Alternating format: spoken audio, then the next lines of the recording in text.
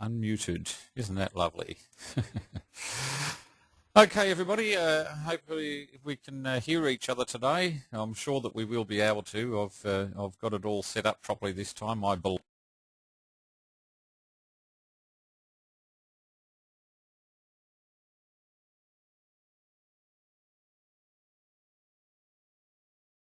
Track. Now, today has been a bit of a shocker. We need to be able to identify these days early and then just go and do something else. I mean, honestly, there's been very little opportunity, very few sort of standouts, and from that point of view, we need to be sort of able to identify these sorts of days and say, look, like let's just call it quits and go away, because for minutes worked and dollar earned, one of the reasons why we all do this. Is because, not only do we want to make some money, but we also want to free up some time and, sort of a little bit about lifestyle and a little bit about making money and things like that.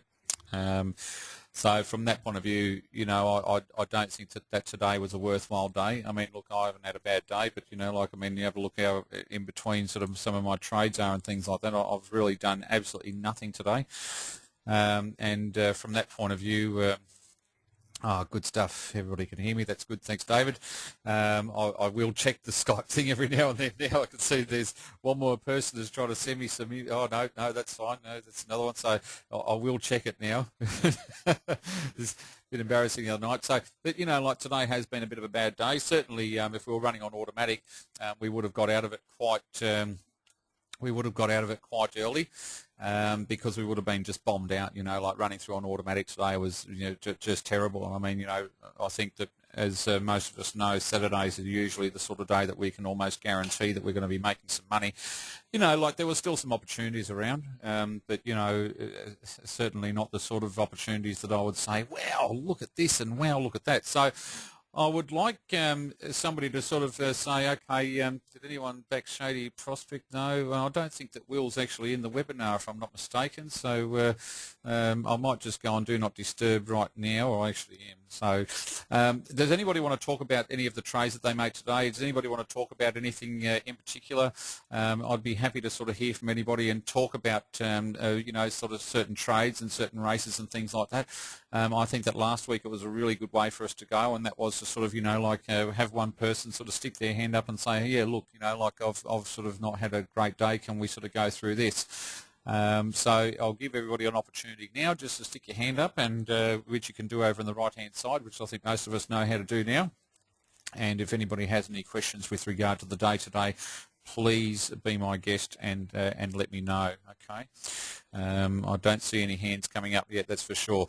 Now that was quite a good indication. I mean, I don't know how late that was, but that sort of Betty's bell, I wouldn't have been happy to back against that number 5. There's been a lot of really strong favourites today, both in terms of odds on and also in terms of ratings and things like that. So there's not a lot that we can do about that. Like when we make most of our money is when when there's favourites getting beaten all the time. I mean, that's our whole sort of thing is to look against that market and to sort of see what's happening there. That offhanded was a really strong indication. The value wasn't there. By the way, I had rarefied in under the radar today as well, and it certainly was under the radar. Okay, and not a lot of stuff, so I'm just going to sort of slowly go through the day, and we'll be able to sort of just go through and identify a couple of things. Certainly, if anybody else does have anything that they would like to add, I think I might start off with David. I know you're always good at challenging me, mate. So I'm just about to take you off mute now. So just 1 second. Okay, there you go. How are you this afternoon? Yeah, not too bad. That's good. I want to challenge you, Kevin. Sorry? Just want to make a few dollars. We want to make a few dollars? Yeah, absolutely. Oh, no, I want to make a few dollars. I'd love to make a few dollars. Don't you worry about that. Unfortunately, today it just hasn't presented itself to us. Nah. So, I only had three bets. So, Doomben Race 1 was my first one. Sure, yep. We've just got to make sure that, that we identify that early, David. That's the important thing. I mean, if you can feel that there's no momentum, don't keep trying to push it, So what was your first invest today? Doomben Race 1, number 4. Yep. I was on that as well. Yep, that was my my first invest for the day and a loss. So Doomben race 1, number 4. Yep, and what was after that? Moonee Valley race 2, number 4. Moonee Valley There was race. that 5 field race that had an indication that Yep. we talked about in the web chat, which was quite useful. Yep. Cool dreamer. Yeah, I was on called called. runners, but as was pointed out, I think Will pointed out that the 5 runners, 2 dividends, 2 eliminations. Yep. Quite good. Yep.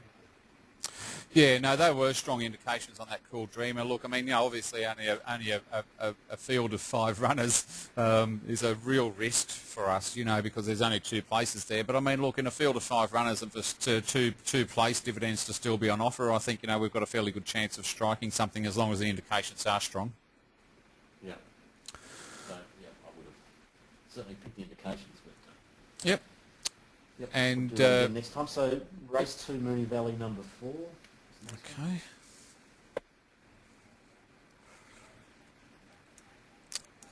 Yep, and which one there? Diamond Envy, the number 4.